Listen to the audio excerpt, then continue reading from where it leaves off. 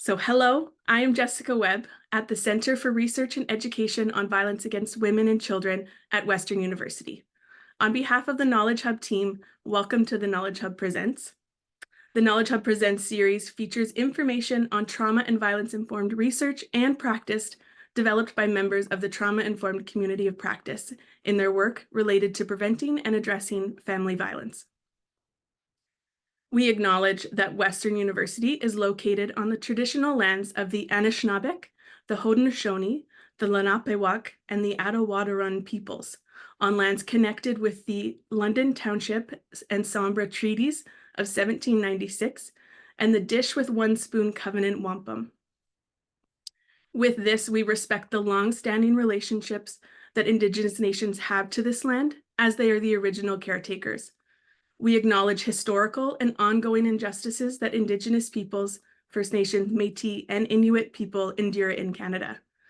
We accept responsibility as a public institution to contribute to revealing and correcting miseducation, as well as renewing respectful relationships with Indigenous communities through our teaching, research, and community service.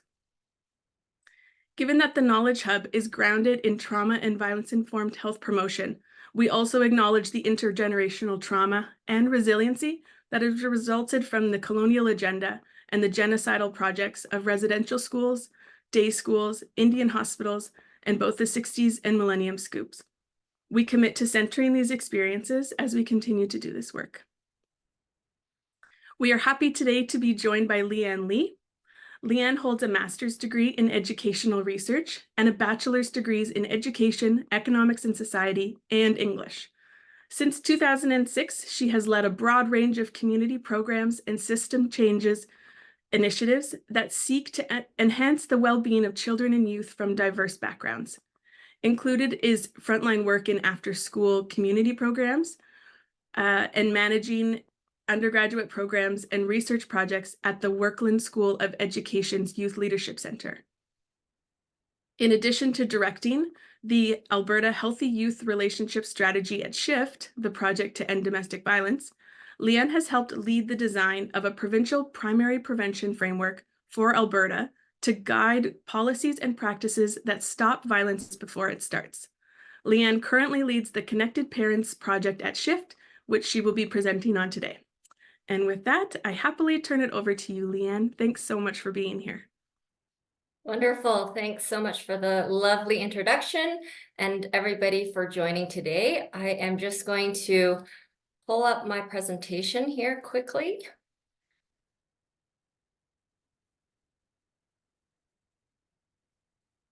Okay. And unless I get a message saying that things are not working, I am going to go ahead. So welcome, everyone. I'm so glad that you have joined us today. I'm Lianne Lee, the project manager with SHIFT, the project to end domestic violence. And I just want to take a moment to acknowledge that all the content that I'm sharing today has been a team effort in collaboration with community organizations, leaders, parents, and of course, the rest of the SHIFT team. Today, I'm going to be presenting on ConnectED Parents, an innovative approach to supporting parents and caregivers to prevent adolescent dating violence through texts, peers, and environments. Just keep in mind that ConnectED Parents is very new, so new, in fact, that we're now just testing it for the first time. So we don't have all the answers, but we are hoping to share some emerging learnings and improve the design through conversations like today. The Knowledge Hub team, Jessica has already offered a lovely land acknowledgement, and I would just like to add by saying that I'm joining from the traditional territories of the people of the Treaty 7 region in southern Alberta.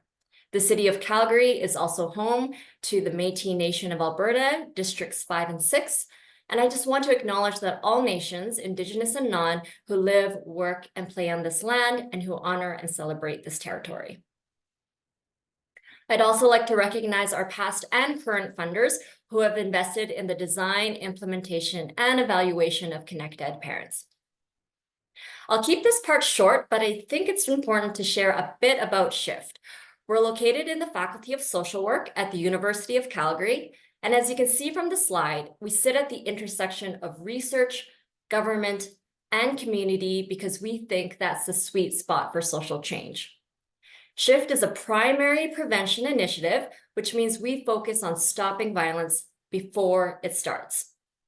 A large part of our work focuses on summarizing research for different stakeholders and partnering with them to understand, test, and integrate best and promising practices so that we can advance social change together. We have multiple priority areas, and you can check them all out on our website that I've listed here on the screen.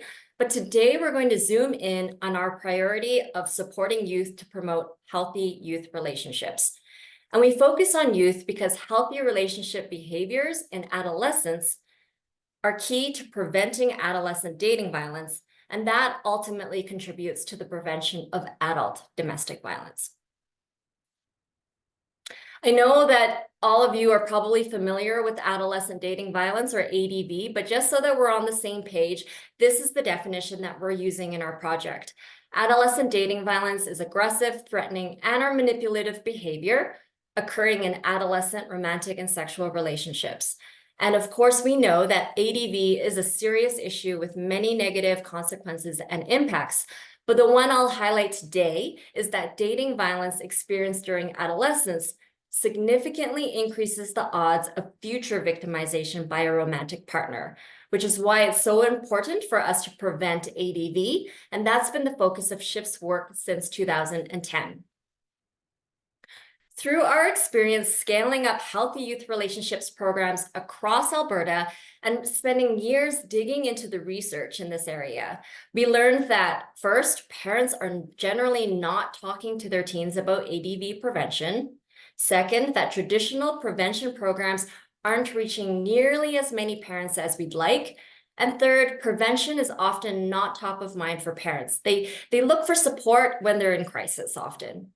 So we focused on designing a new approach that can support more parents to learn about ADV prevention and to talk to their teens about it.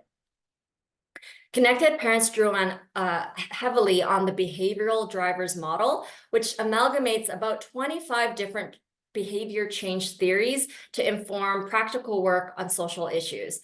I'd love to dig into the history of our work and the theories behind the design of ConnectED, but due to time, I'm going to focus today's presentation on early implementation of the approach and what we've learned so far. If you'd like to learn more about the background and research, please check out our website, which you see on the slide. But of course, I need to talk a bit about theory because that's just what we do as researchers. So briefly, ConnectED Parents is built on the understanding that there are three key drivers to a parent's behavior. In the yellow block, individual, cognitive, and emotional drivers like our own knowledge, attitudes, and skills. In the blue block, social networks, norms, and role models within our families, community groups, and society at large will drive parents' behaviors. And in the last block, physical, digital, and social environments shape our behaviors as well. Beyond these three, of course, institutional, structural, and material factors also shape parents' behaviors. However, currently, ConnectED Parents focuses on these three drivers.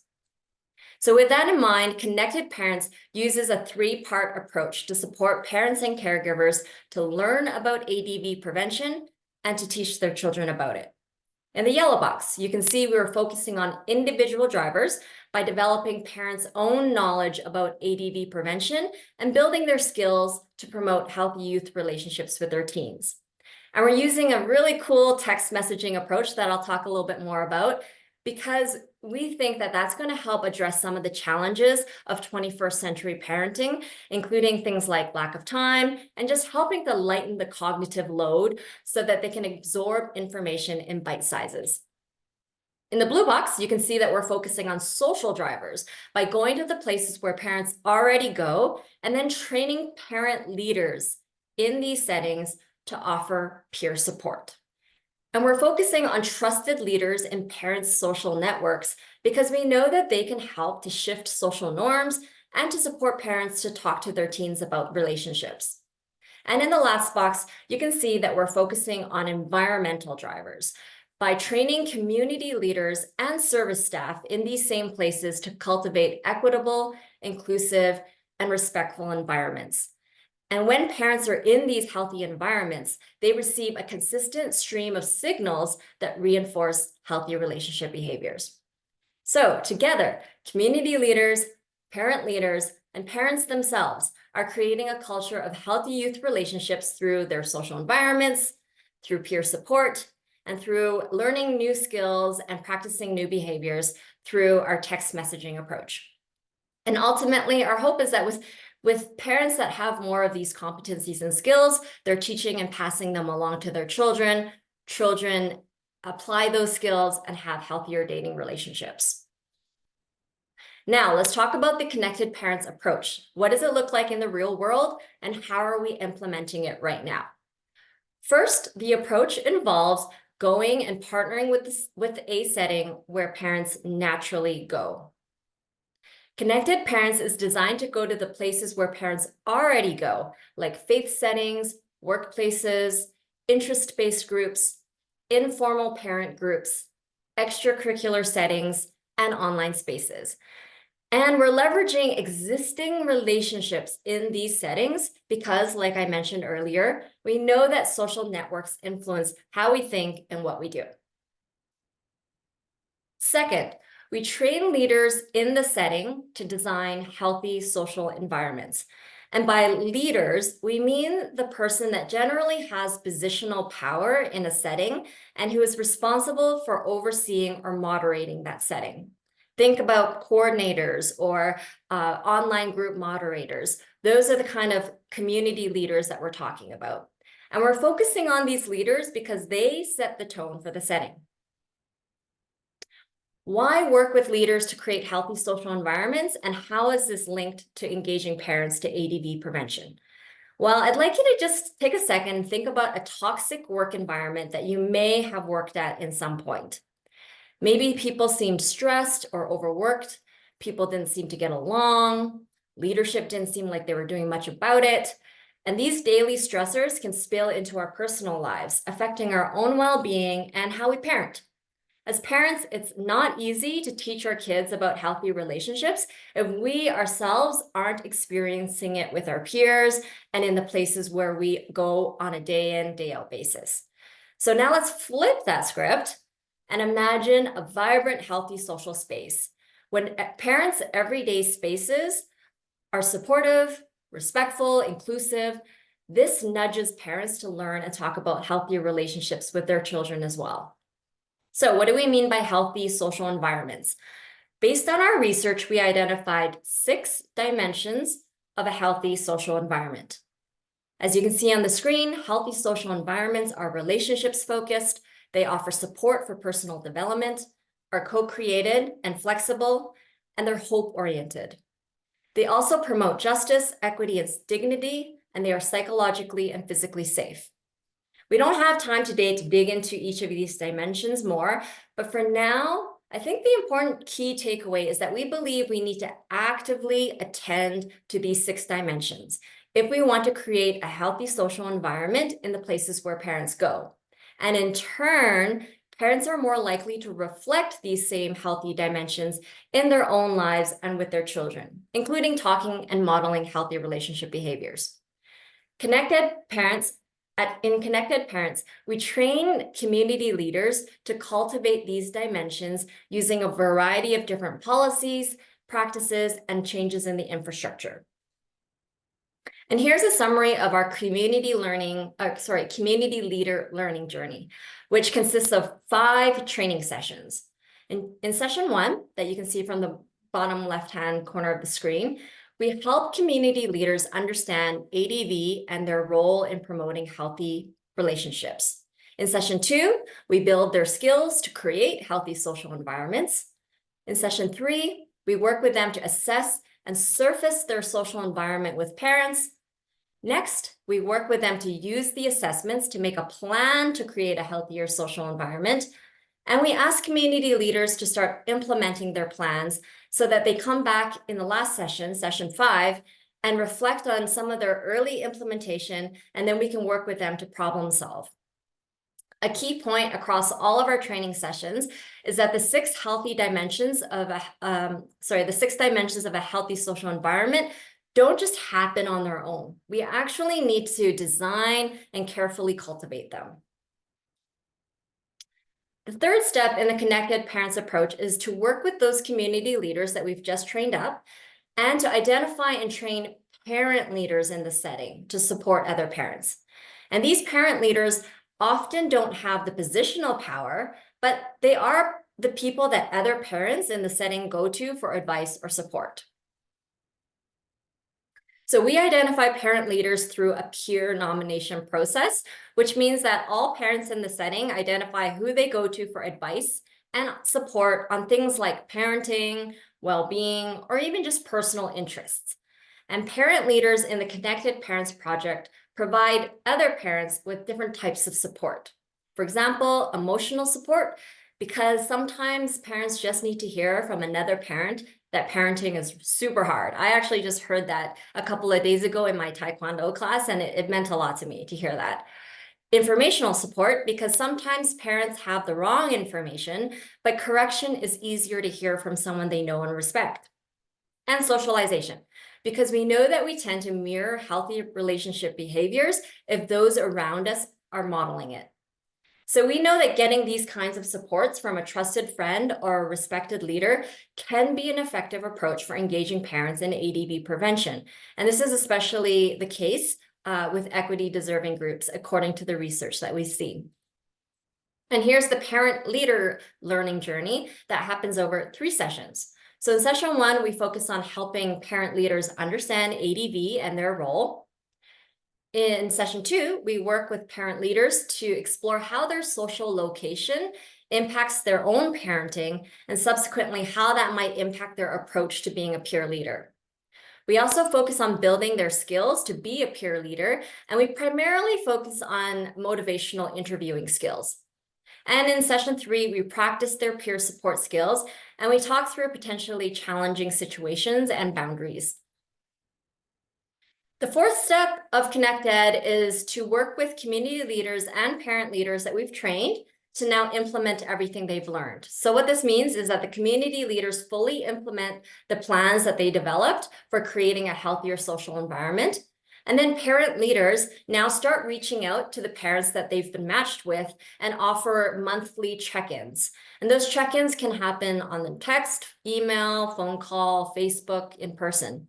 The idea is really just to check in, see how things are going, offer support, and help facilitate the process. Along the way, we also provide 3 coaching sessions to community and parent leaders to just help them problem solve and to continue to build skills. And we provide different resources along the way too. So while community and parent leaders are hard at work doing and applying what they've learned, simultaneously, Shift is implementing text learning modules, as you can see from step 5.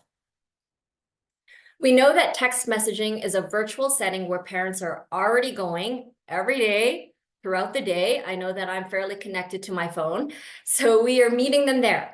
This component is delivered entirely through text messaging, which we think addresses a lot of the bottlenecks that stop parents from learning about healthy relationships. So over 6 months, parents receive about 60 text messages through 7 learning modules that focus on the topics that you see on the screen. What is dating? What is ADV? How do our own values, beliefs, and experiences influence how we teach our adolescent about healthy relationships? How can we deepen our parenting relationship? How can we help our adolescent develop healthy relationship skills? And in this module, we focus on assertive communication, conflict resolution, and consent and boundaries. In module 6, we focus on the warning signs of ADV, and module 7 are helpful responses to ADV. So this equals about 2 to 3 messages per week over that 6-month period. And as you can see, module 6 and 7, which are shorter modules, do move into the early intervention realm, but the vast majority of our content focuses on building the foundation and the skills to prevent adolescent dating violence and have healthy relationships. We offer 4 text messaging pathways, and parents are asked to select which pathway is likely most relevant for them. And the different pathways are likely to support parents with different levels of comfort around their child dating and different levels of parent-child connection, because we know these two factors can influence and impact whether parents talk to their children about dating. Now, I'd like to share just one of the numerous text messages that we've designed for parents to receive. And this is just for demonstration purposes, completely taken out of context, but it just gives you a taste of what parents experience. So here's the first part of the text. Let's work through a scenario. Your mental health is not great this week, and you're under a lot of stress, but you want to talk to Colton about something. I saw you hanging out with someone from school, and it looked like you were more than just friends. I think you were holding hands. Colton says, "We are just friends. So what if I was dating Alex?" You respond, so on.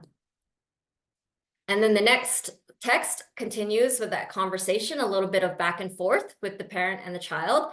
And then the last part of the text is, here are some possible responses that show that you hear what they are actually saying and not what you think they are saying. And there's A, B, C, and D, as you can see on the screen. Parents are asked to text back the response that they are most likely to use. And then based on the letter that they text, they get a response from us that's kind of customized, and then it includes very specific types of resources to reinforce their response. So you may have noticed in the previous slides that there was some red font, and that's because we can customize the text so that parents see the names of their child in the scenarios. And the last part of Connected Parents is that we conduct evaluation throughout the entire approach to understand how Connected Parents helps parents and what can be improved. And that's Connected Parents in a nutshell. Now, I'd like to share just 3 quick emerging lessons and reflections that may inform how we engage parents in the prevention of ADV. First, we learned that we need to be adaptive to parents' current realities. For example, we started our project with 2 community organization partners, but we had to do a really hard pivot to move to an online setting because we recognize that parents are increasingly going online for support and socialization. So we kept one partner, the Center for Sexuality here in Calgary, but we created an online social setting to test Connected Parents, which is a Facebook group where parents come together to work through parenting topics. We had 84 parents sign up for that Facebook group in the first 2.5 weeks, which was a pretty remarkable response. We're excited to see what happens with that group. The next takeaway is a 2-parter. First, we learned that our profession and the sector generally has not kept up with the tech revolution, and there are many reasons why. At Shift, we had to invest tons of time and effort to up our own tech skills to build out the text-based component of our intervention. But at the same time, we learned that technologies aren't built for violence prevention. They are great at making everyday life easier and getting us to buy tons of stuff, but not really for violence prevention. So we need to build capacities for the anti-violence sector and the tech sector to work together to advance violence prevention. And the last reflection I'll share is related to working with civil society. Of course, we need professional services, that doesn't change. But we also know that informal and natural supports can have a profound impact on violence prevention, which is why in Connected Parents, we're focusing on community and parent leaders. But how do we scale up these approaches and educate civil society and build their leadership in this work and ensure that we're not overburdening them? How do we fairly recognize and compensate their time and effort without defaulting to just professionalizing their role? So these are some of the questions that we're grappling with as we work through and test out Connected Parents. Now, quickly, before I wrap up, I'd just like to ask for your help. Today, I've talked about all 3 components of Connected Parents, but we have a stream in our project that is just implementing and testing the text-based component only, and we've called it Connected Parents Text. So we're recruiting parents for this stream, and I'd love your help in spreading the word with your professional and personal networks. You'll see the poster on the screen with our my email address and our website with more info. And you should be receiving an email from the Knowledge Hub team with a gentle ask as well. And I'd really appreciate your help in spreading the words. We want parents across Canada. And you're also encouraged to like, comment, and repost on our LinkedIn as well. So please add me. My name's Lianne Lee. So thank you so much for your time. I hope I stayed within the limit, and I'll stop there. Thank you.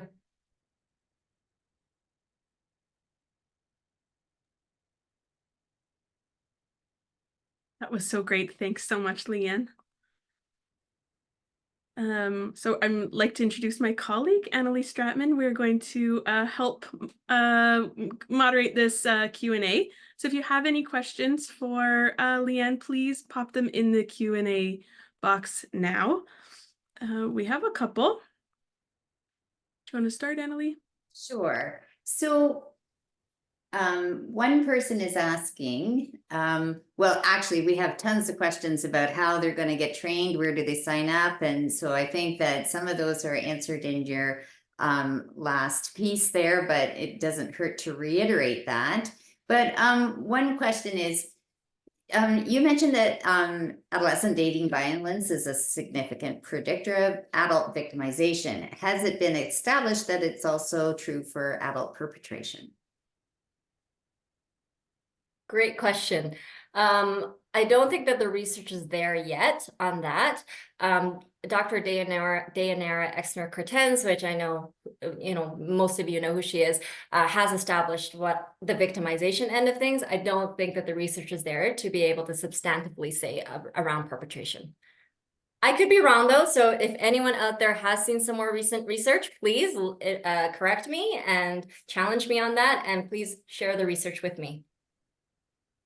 Awesome. Great. Someone is asking if there has been any connection with the youth justice sector within the project, or maybe if those are in the next steps. Like, have they been involved in terms of sharing with folks or designing it, or in what way for the justice sector? Because typically, we're connected at Shift, we're connected to the justice sector, but because we focus so much on upstream and prevention, they're not always our most immediate partners, although through different initiatives, we certainly sit around the same table and we're sharing information. But I would say that for the most part, it's community organizations, parents and parent leaders themselves that have helped to inform the design. And then we're currently testing with community organizations and parents out in the community. So Lianne, you talked a little bit about parents needing some coaching and some advocacy to help them feel comfortable with having this conversation about healthy relationships with their young people. Why do you think that is? What's got us to the point where we're afraid to talk to our children, or reluctant, or whatever? Yeah, that's a great question. And it's unfortunate because there was a point in time where there were some key researchers that were really digging into this question, but less, I would say, in recent years. But what they found was they just don't feel comfortable. They don't feel like they have the skills to be able to navigate that, first of all. But second, they think that their children aren't dating and it's not a relevant topic for them. So that's another reason. But also it's just an uncomfortable conversation. And if they don't feel comfortable with the idea of their child dating, or they don't think that their child is dating, then they just like, oh, it's not as important as other topics like, let's say, academics, or like drugs, or those other issues, right? So it's something that's not top of mind because they don't think their child is experiencing it. And often, even if their child is experiencing adolescent dating violence, they're not aware of it, right? So I think there's just lots and lots of barriers around just the lack of awareness and knowledge. But then the second part is that, and I want to say this very delicately and respectfully, but I'm just reinforcing some of the research, which is a lot of our traditional violence prevention approaches haven't landed with a lot of parents. It reaches a portion of parents, but there's a swath of parents that aren't participating in prevention programs. For example, in some research, we know that only about 30% of parents that are invited into prevention programs actually participate. And even then, 30 to 60% will drop out of those programs, even when things like money and food, childcare are provided. So the traditional approach maybe hasn't hooked in and kept parents in those kinds of conversations either. Cool. Do we have time for one more, Annalee? Yeah. This is a great one. It's just come in. So there's research that confirms that children who grow up in abusive homes have a high percentage of becoming involved in DV relationships. How do you work with parents who are currently experiencing domestic violence, and how do you address their safety needs and the risks? Yeah, that's a great question. And it's something I think that folks in the primary prevention realm are always trying to figure out how to balance that, because we focus so much in prevention in the universal approaches where it should and should hopefully aim to support everyone. But of course, we know that everyone doesn't have the same experiences. So the way that we've tried to address that in ConnectED is with the 4 different pathways that we've developed in the text messaging approach. That's one way we've done it, where so parents have to fill out a brief questionnaire to help them decide which pathway works for them. And one of them is around the parent-child relationship or stressors that may be happening in the parent's life that might be impacting that. So we think that if parents are experiencing or have experienced DV, that they would hopefully self-select into that stream. And it does provide a different set of scenarios, different types of resources, and a more there's a trauma-informed lens that's applied to the content as well. So we've tried, and that's one way that we've done it. The training content for community leaders and parent leaders is another way that we've tried to address that as well. But it is a delicate balance, and one that I think folks in the prevention realm are always thinking about, especially primary prevention that tries to go so upstream. So, Lianne, we want to thank you for taking the time to talk about the Connected Parents program. I think you have garnered lots of interest. I'm going to ask you if you can quickly, for a moment, as we say goodbye to people, put back on your screen your last slide with your contact information so that people can see that again. If you have time before you leave today, you might want to take a screenshot of it. But to remind you, and maybe the one before that, Lianne. But to let you know that we will be following up with an email that will give you some of this information as well. And as we leave this webinar, you'll have a chance to do a brief evaluation, and so we would appreciate if you would do that. That will help us a lot with planning for more events and for Lianne as she moves forward with this work. So thank you very much, everyone, today, and we look forward to seeing you again soon. Thanks, everyone. Thank you.